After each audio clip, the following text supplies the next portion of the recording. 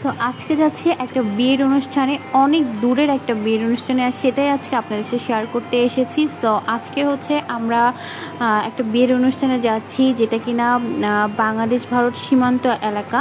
এটা কালীগঞ্জ, শ্যামনগর পার হয়ে আরও অনেক সামনে কৈখালী, যাদবপুর এই দিকের এলাকাগুলো, যেখানের খুব কাছ থেকে ইন্ডিয়া দেখা যায় এবং এপারে বাংলাদেশ। তো আমরা সেই এলাকাটিতে খুব প্রত্যন্ত একটা অঞ্চলে যাচ্ছি বিয়েতে।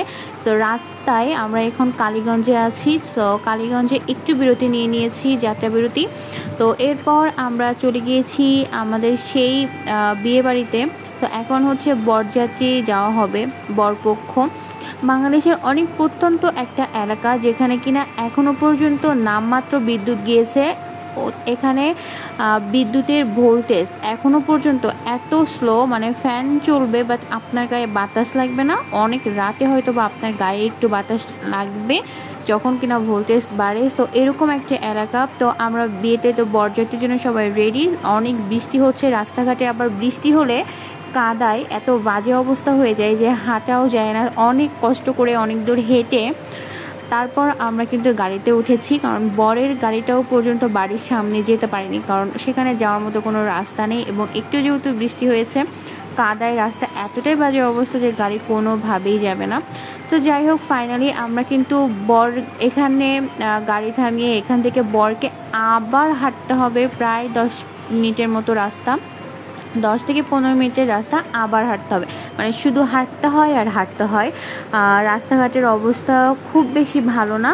তো বরকে বাইকে করে নিয়ে যাওয়া হচ্ছে, যেহেতু নতুন বর, হেঁটে গেলে কেমন দেখায় তাই না, এই জন্য বরকে বাইকে করে নিয়ে আসা হলো। এরপর আমরা কিন্তু বিয়ে বাড়িতে পৌঁছে গিয়েছি।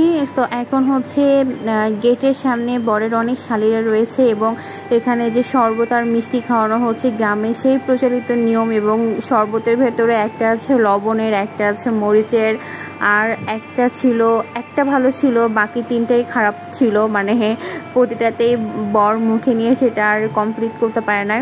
আর পানি ছিল, মিষ্টি ছিল, সো পায়েসও হয়তো বা একটু ছিল।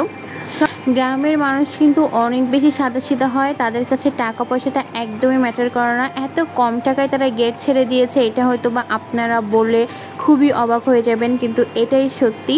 আমি অ্যামাউন্টটা আপনাদের সাথে বলবো না, কিন্তু আপনারা বলুন তো গেটে কত টাকা দেওয়া হয়েছে। কিন্তু আমি বলছি খুব কম একটা অ্যামাউন্ট দেওয়া হয়েছে, যেটাতেই কিনা তারা খুব খুশি হয়ে গেট ছেড়ে দিয়েছে। আর শহরের কোনো বিয়ে হলে কিন্তু এখন তো পর্যন্ত 10,000-এর নিচে কোনো গেট ছাড়া হয় বলে আমার জানা নেই।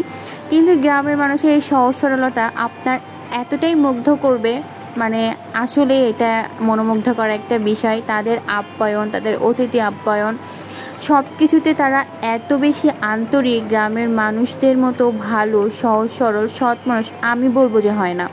আর আমার বাচ্চা খুবই এনজয় করছে, ও কিন্তু খুব হাঁস মুরগি গরু ছাগল দেখছে। অনেকদিন পর এমন একটা ওয়েদার, এমন একটা পরিবেশ পেলাম যেখানে মাটির মানুষের সাথে মিশে যাওয়া, মাটির মানুষ পাওয়া। তো যাই হোক, খাওয়া দাওয়া সব শেষ। এখন হচ্ছে সেই বিদায় নেওয়ার মোমেন্টস, বউকে বিদায় দেওয়া হবে। আর তাই তো এখানে বরপক্ষ এবং মেয়ে পক্ষের সবাই একত্রিত হয়েছে, তাদের পরিচয়পত্র পর্ব। আর আমাদের যেহেতু আমরা আসরের পরপরই বউ নিয়ে চলে যেতে পেরেছি, কারণ এলাকাটা বেশ কাছাকাছি ছিল, দূরত্বটা কম ছিল তাই। সো এইটা হচ্ছে আমার আজকের একটা বিয়ের ভ্লগ ছিল আপনার সাথে। আশা করি ভালো লেগেছে। আল্লাহ হাফেজ।